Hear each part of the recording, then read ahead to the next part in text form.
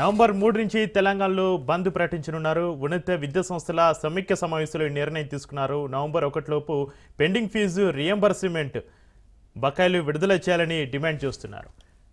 Right, breaking news చూస్తున్నాం. November 3 నుంచి తెలంగాణలో ప్రైవేటు కాలేజీల బంద్ ప్రకటించనున్నారు. ఉన్నత విద్యా సంస్థల సమీక్ష సమావేశంలో ఈ నిర్ణయం తీసుకున్నారు. నవంబర్ 1 లోపు పెండింగ్ ఫీజు రియంబర్స్మెంట్ బకాయిలు విడుదల చేయాలని డిమాండ్ చేస్తున్నారు. 900 కోట్ల బకాయిలు వెంటనే విడుదల చేయాలని డిమాండ్ చేస్తున్నారు. అన్ని వృత్తి విద్యా కాలేజీలు, డిగ్రీ, పీజీ కాలేజీలు నిరవధికంగా బంద్ చేపట్టాలని నిర్ణయం తీసుకోవడం జరిగింది. ఇక మార్చి, ఏప్రిల్లో జరిగే పరీక్షలు బాయ్కాట్ చేస్తాం.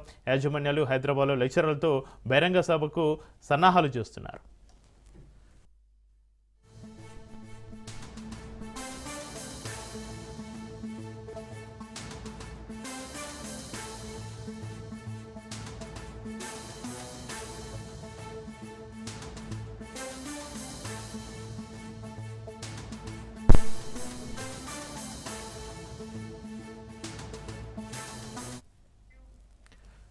నవంబర్ 3 నుంచి తెలంగాణలో ప్రైవేటు కాలేజీల బంద్ ప్రకటించనున్నాయి. ఉన్నత విద్యా సంస్థల సమీక్ష సమావేశంలో ఈ నిర్ణయం తీసుకున్నారు. నవంబర్ 1 లోపు పెండింగ్ ఫీజు రియంబర్స్మెంట్ బకాయిలు విడుదల చేయాలని డిమాండ్ చేస్తున్నారు. ఇక మొత్తంగా 900 కోట్ల బకాయిలు వెంటనే విడుదల చేయాలంటున్నారు. అన్ని వృత్తి విద్యా కాలేజీలు, డిగ్రీ, పీజీ కాలేజీలు నిరవధికంగా బంద్ చేపట్టాలని నిర్ణయించారు. నవంబర్ 3 నుంచి తెలంగాణలో ప్రైవేటు కాలేజీల బంద్కు సంబంధించి మరింత సమాచారాన్ని మా ప్రతినిధి రాజు లైవ్లో అందిస్తారు. రాజు, నవంబర్ 3 నుంచి తెలంగాణలో ప్రైవేటు కాలేజీల బంద్కు సంబంధించి మీ దగ్గర ఉన్న అప్డేట్స్ ఏంటి రాజు? తెలంగాణ రాష్ట్ర వ్యాప్తంగా ఉన్నటువంటి ప్రైవేటు ఉన్నత విద్యా సంస్థల యాజమాన్యాలు కీలక నిర్ణయం తీసుకున్నాయి. అయితే రాష్ట్ర ప్రభుత్వం ఇప్పటికే విడుదల చేస్తామనేటటువంటి హామీ ఇచ్చింది. ప్రైవేటు విద్యా సంస్థలకు ఇప్పటి వరకు 1200 కోట్ల రూపాయలను టోకెన్లు జారీ చేసినటువంటి అమౌంట్కు గాను 300 కోట్ల రూపాయలను మాత్రమే మొదటి విడతగా విడుదల చేసింది. మిగిలినటువంటి 900 కోట్ల రూపాయలను ఈ యొక్క దీపావళికి పే చేస్తామనేటటువంటి హామీ ఇచ్చినప్పటికీ ఆ యొక్క హామీని నిలబెట్టుకోలేకపోయింది అనేటటువంటి నిరాశలో ప్రైవేటు ఉన్నత విద్యా సంస్థల యాజమాన్య సమైక్య కొద్దిసేపటి క్రితమే ఎమర్జెన్సీ జనరల్ బాడీ మీటింగ్ను కూడా కండక్ట్ చేశారు. ఆ సమావేశంలో కీలకమైన నిర్ణయం కూడా తీసుకున్నటువంటి పరిస్థితి ఉంది. నవంబర్ 2వ తేదీ సాయంత్రంలోగా ఈ యొక్క మిగిలినటువంటి 1200 కోట్ల రూపాయల్లో 300 కోట్ల రూపాయలను బకాయిలను పే చేశారు. మిగిలినటువంటి 900 కోట్ల రూపాయలను బకాయిలు ఉన్నాయి కాబట్టి వాటిని వెనువెంటనే విడుదల చేయకపోతే గనక నవంబర్ 3వ తేదీ నుంచి ఉన్నత విద్యా సంస్థలు, ప్రైవేటు ఉన్నత విద్యా సంస్థలు అన్నిటిని కూడా నిరవధిక బంద్ కొనసాగిస్తామనేటటువంటి అల్టిమేటంని ప్రభుత్వానికి మరోసారి జారీ చేసినటువంటి పరిస్థితి ఉంది. ఇప్పటికే దసరాకు ముందుగానే ఈ యొక్క నిర్ణయం తీసుకుంది. ఆ తర్వాత ప్రభుత్వం స్పందించి డిప్యూటీ సీఎం బట్టి విక్రమార్క, అంతేకాకుండా మంత్రి శ్రీధర్ బాబు, ఉత్తమ్ కుమార్ రెడ్డి ఈ యొక్క ప్రైవేటు ఉన్నత విద్యా సంస్థల నేతలతో కూడా చర్చించినటువంటి పరిస్థితి అయితే ఉంది. ప్రజాభవన్లో ఈ యొక్క చర్చలు జరిపారు. ఆ తర్వాత విడతల వారీగా ఈ యొక్క బకాయిలను క్లియర్ చేస్తామనేటటువంటి హామీని ఇచ్చారు. అయినప్పటికీ కూడా కొంత రాష్ట్ర ప్రభుత్వం సర్దుబాటు చేయలేకపోయింది. ఆ తర్వాత దీపావళికి మరో విడుదల చేస్తామనేటటువంటి హామీని ఇచ్చారు. మొదటి విడతలో 600 కోట్లు, రెండో విడతలో దీపావళికి గాను 600 కోట్ల రూపాయలను విడుదల చేస్తాం, మొత్తం ఈలోగా 1200 కోట్ల రూపాయల బకాయిలు చెల్లిస్తామనేటటువంటి హామీని ప్రభుత్వం నిలబెట్టుకోలేదు కనుక మేము నిరవధిక బంద్కు వెళ్తా ఉన్నాం. ఈలోగా అంటే నవంబర్ 2వ తేదీ సాయంత్రంలోగా ఈ యొక్క రిమైనింగ్ 900 కోట్ల రూపాయల బకాయిలు చెల్లించకపోతే కనుక 3వ తేదీ నుంచి నిరవధిక బంద్ కొనసాగుతూ ఉంది. విద్యార్థులు ఎవరు కూడా నవంబర్ 3వ తేదీ నుంచి అటు కళాశాలలకు రావద్దనేటటువంటి సూచనలు చేస్తున్నటువంటి పరిస్థితి ఉంది. ఈ యొక్క నిరవధిక బంద్ కొనసాగిస్తూనే కూడా తెలంగాణ రాష్ట్ర వ్యాప్తంగా ఉన్నటువంటి డిగ్రీ, పీజీ కళాశాలలతో పాటుగానే అటు ఇంజనీరింగ్ కళాశాలలు, అదే వివిధ కోర్సులకు సంబంధించినటువంటి కళాశాలల సిబ్బంది అందరూ కూడా వారికి దసరా, దీపావళి పండుగ చేసుకోవడానికి వేతనాలు కూడా చెల్లించడం లేదు. దాదాపు ఈ నెలతో కలిపి 5 నెలల వేతనాలు ఇవ్వలేకపోతా ఉన్నాం. యాజమాన్యం అస్తవ్యస్తంగా ఉండే, ఆర్థికంగా చితికిపోయాం. అప్పులు తెచ్చి వాటికి వడ్డీలు కట్టలేక నలిగిపోతా ఉన్నాం.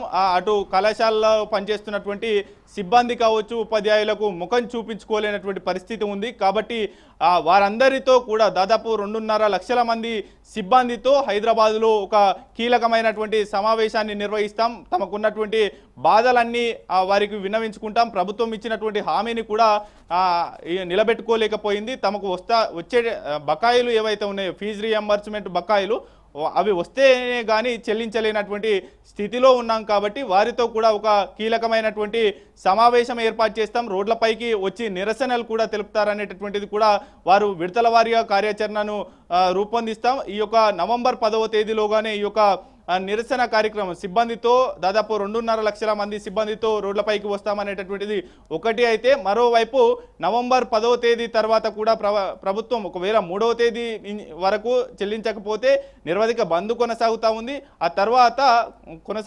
తర్వాత కూడా స్పందించకపోతే గనక ఈ యొక్క ఉద్యమాన్ని ఉధృతం చేస్తామని చెప్పారు. ఆ తర్వాత కూడా ప్రభుత్వం స్పందించి ఈ యొక్క వెనువెంటనే కూడా చెల్లించాల్సినటువంటి బకాయిలు చెల్లించకపోతే రాష్ట్ర వ్యాప్తంగా ఉన్నటువంటి 10 లక్షల మంది ప్రైవేటు ఉన్నత విద్యా సంస్థల్లో చదువుతున్నటువంటి విద్యార్థులందరూ కూడా హైదరాబాదు రోడ్లపైకి వస్తారు అనేటటువంటిది కూడా వారు చెప్తున్నటువంటి పరిస్థితి అయితే ఉంది. ఓవరాల్గా ఇప్పటి వరకు హామీ ఇచ్చిన మేరకు 1200 కోట్లలో 300 కోట్ల రూపాయలను ప్రభుత్వం చెల్లించింది. అందులో అరాకొరగా వివిధ కాలేజీలకు వచ్చాయి, మిగతా కాలేజీలకు ఏమాత్రం చెల్లించలేదు అనేటటువంటిది కూడా చెప్తున్నటువంటి పరిస్థితి అయితే ఉంది. రిమైనింగ్ 900 కోట్ల రూపాయలను వెనువెంటనే చెల్లించాలి. ఆ తర్వాత 2024-25 ఈ యొక్క విద్యా సంవత్సరానికంటే ముందు ఉన్నటువంటి అన్ని బకాయిలను కూడా 2026 మార్చి 31వ తేదీలోగా క్లియర్ చేయాలి. ఆ తర్వాత 2025-26 విద్యా సంవత్సరానికి గాను ఉన్నటువంటి ఫీజు రియంబర్స్మెంట్ను ముందస్తుగానే 2026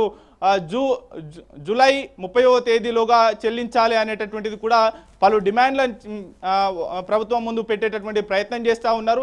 ప్రభుత్వానికి మేము ఎటువంటి ఇబ్బందులు పెట్టడం లేదు, గడువు ఇస్తూ ఉన్నాం. అయినప్పటికీ ప్రభుత్వం చూసి చూడనట్టు మెదులుతూ ఉంది. అనేక మార్లు చెప్పులు అరిగేలా ప్రభుత్వం చుట్టూ తిరుగుతున్నప్పటికీ కూడా కనికరం లేదు అనేటటువంటి కోణంలో కూడా ప్రైవేటు ఉన్నత విద్యా సంస్థల యాజమాన్యాలు వారి యొక్క ఆవేదన వెలవించుకుంటున్నటువంటి పరిస్థితి అయితే ఉంది. ఇప్పటి వరకు సిబ్బందికి జీతాలు ఇవ్వలేక ప్రైవేటు అద్దె భవనాల్లో నడిపిస్తున్నటువంటి విద్యా సంస్థల్లో ఆ యొక్క అద్దె చెల్లించలేనటువంటి పరిస్థితి అయితే ఉంది.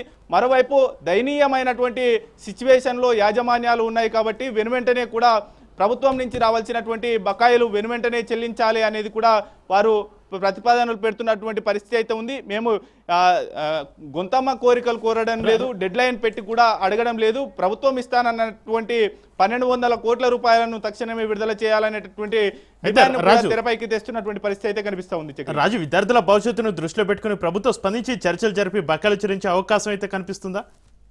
ఇప్పటికే అటు ప్రభుత్వానికి గతంలోనే దసరా కంటే ముందుగానే ఈ యొక్క నిరవధిక బంద్కు పిలుపునిచ్చారు. ఆ తర్వాత ప్రభుత్వం ఒక మెట్టు దిగి వారితో డిప్యూటీ సీఎం బట్టి విక్రమార్క, మంత్రి శ్రీధర్ బాబు, ఉత్తమ్ కుమార్ రెడ్డిలు చర్చలు జరిపారు. ప్రజాభవన్లో చర్చలు జరిగాయి. ఆ తర్వాత చర్చల సారాంశం అనంతరమే దసరాకు 600 కోట్ల రూపాయలను చెల్లిస్తాం మొదటి విడతలో, రెండవ విడతలో దీపావళికి మరో 600 కోట్ల రూపాయలను చెల్లిస్తామనే హామీ ఇచ్చారు. అయితే ప్రభుత్వానికి ఈ యొక్క రాష్ట్ర ప్రభుత్వం ఉన్నటువంటి ఆర్థిక ఇబ్బందుల కారణంగా, అంతేకాకుండా రాష్ట్ర ప్రభుత్వానికి పెద్దగా రాబడి లేకపోయింది అనేటటువంటిది కూడా ఆర్థిక రంగానికి సంబంధించినటువంటి కొందరు అధికారులు చెప్తున్నారంట. మరోవైపు పూర్తి స్థాయిలో కూడా ఈ యొక్క ఆర్థిక ఇబ్బందులు ఉన్నప్పటికీ కూడా రాష్ట్ర ప్రభుత్వం నుంచి వచ్చినటువంటి హామీ ప్రకారం ఇవ్వాల్సినటువంటి ఈ యొక్క 300 కోట్ల రూపాయలని, 1200 కోట్ల రూపాయల్లో కేవలం 300 కోట్ల రూపాయలను మాత్రమే ఈ యొక్క ప్రైవేటు ఉన్నత విద్యా సంస్థలకు చెల్లించింది.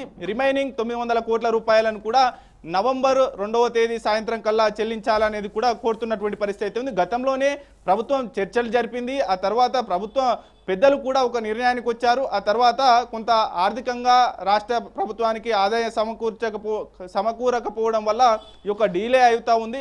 అయితే అయినప్పటికీ కూడా ప్రభుత్వ ఆర్థిక సిచ్యువేషన్ మేము దృష్టిలో ఉంచుకొని అయినప్పటికీ కూడా నవంబర్ 2వ తేదీ వరకు ఈ యొక్క బకాయిలు 900 కోట్ల రూపాయలు చెల్లించాలనేది కూడా చెప్తున్నటువంటి పరిస్థితి అయితే ఉంది.